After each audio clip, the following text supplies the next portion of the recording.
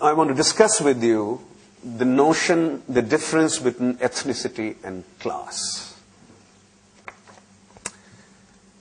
What, according to you, would be the difference between ethnicity and class?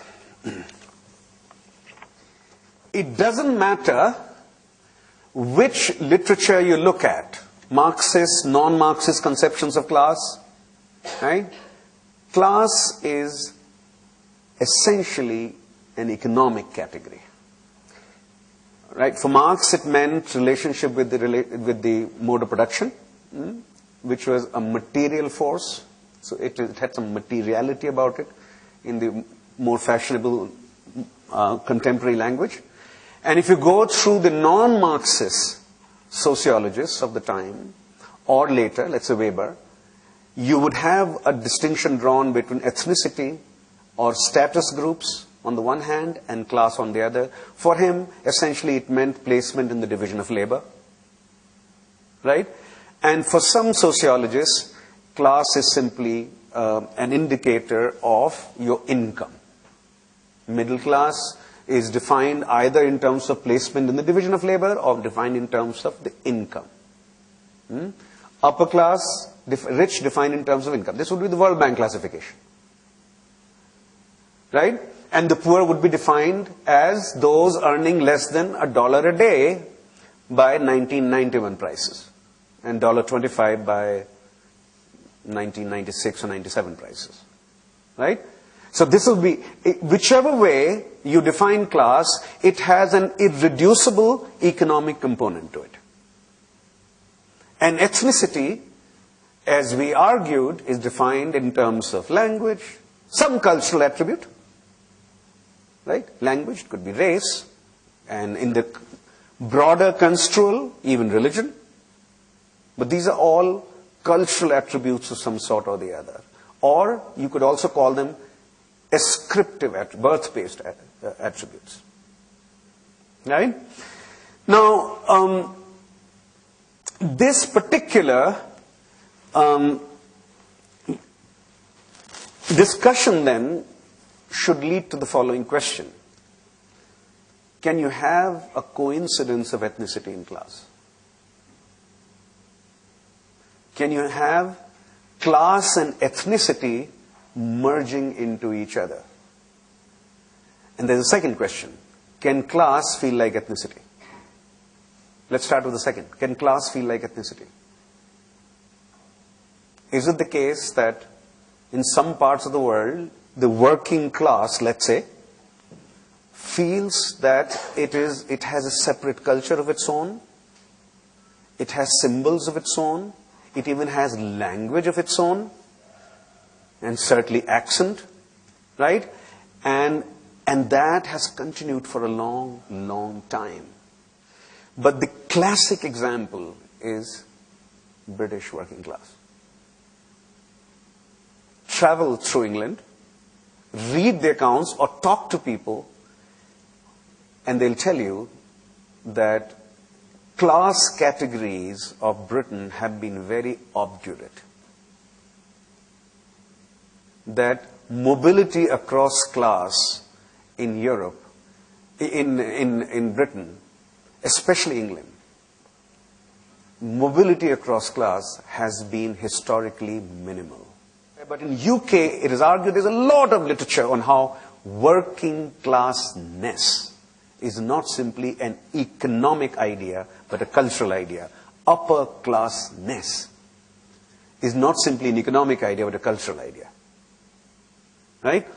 So yes, there is that, and one can think of, generally believe that Europe, compared to North America, has had much more rigid class differentiation, much more obdurate class distinction. So now the second idea about coincidence of ethnicity and class, the working class of England saying that they're not only differentiated economically from others, but also culturally. Does that mean that the working class is ethnically different of England? No. Right? That's not what the claim is. But ethnicity and class can coincide, and let's think of the examples. The best examples are all blacks of the United States, until recently, were poor. And all of them, virtually all of them, until 1865 were slaves. Slaves were owned by their owners. Right? They were part of the owner's property. Just as you could dislodge your property, that is to say buy and sell, you could buy and sell slaves. Right? So all of them until the abolition of slavery, with very few exceptions, were slaves. Think of now apartheid South Africa. All blacks were poor. Right? The middle, all whites, almost all whites were rich. All blacks were poor, almost all blacks were poor. And the middle categories were Indians and the colored. Right? So a racial classification was also made into a class-based classification. Right? Now, this kind of system where ethnicity and class coincide, according to Horowitz, somebody we'll deal with quite a lot, a leading theorist in this field, according to Donald Horowitz, this is called a ranked ethnic system, where ethnicity and class coincide, where a particular ethnic group is more or less randomly distributed, more or less, over the various classes. That's called an unranked ethnic system. Now, let's think of Indian examples, because each caste group also had traditionally a profession. Caste was culturally defined, but also caste was defined in terms of division of labor. It was placed, every caste had a placement in the division of labor. So you were born to a particular caste and its cultural attributes, and you were also born to a profession. A Dalit would always be a Dalit, and would always have the cleaning professions, or alcohol making professions, or leather making professions, etc. Most of what we call OBCs today, Shudras, let's say, Shudra, it's not exactly the same. We don't need to spend too much time on this, but Shudras are peasants and artisans. Right? Brahmins were scholars, priests, and administrators. And Kshatriyas were warriors.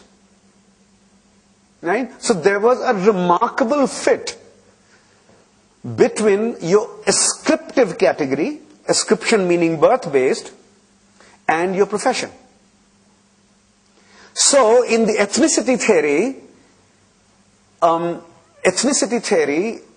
India's caste system has also been viewed as, presented as, interpreted as one of the classic ranked ethnic systems. Of course, this doesn't mean that Dalits were slaves. India did not have caste-based slavery.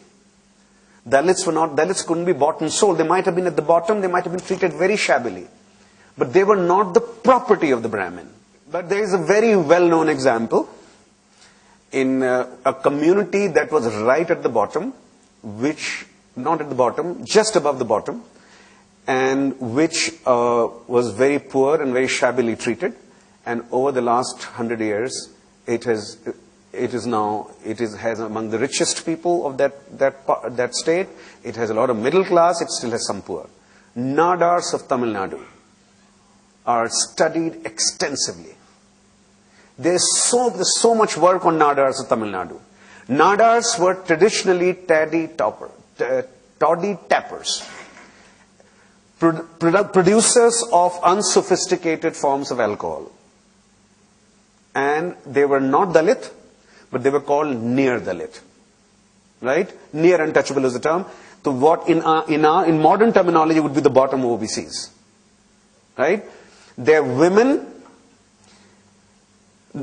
and women had to be 12 feet away from a Nair or Tevar and 24 feet away while walking from a Brahmin. They could not have architectural styles which could be called upper caste or Brahminical. Their pots and pans could not be the same as the pots and pans of Brahmins. And their women, young and old, whether 4 years old or 84 years old or 25 years old, had to walk topless in front of Brahmins and Tevars and Nayars. This practice ended only in the 1930s. This is also true of Idavas in Kerala. Right? Nadars are among the most successful business communities of Tamil Nadu today. Right? And they are, it is said now, more or less random. It won't be random distribution. More or less randomly distributed over all classes. The same story can be told about, the Irish in America. The Irish, when they came to America, came as, literally, as hungry peasants escaping the Irish potato famine. They used to be, and they were all Catholics, there were many, many historical records of Protestant Catholic riots, which were essentially Irish and American Protestant riots.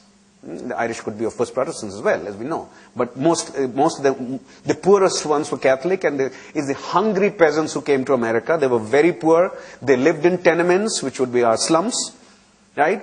And today, some of the richest Americans are Irish, a lot of middle class, and still quite a lot of Irish that are poor.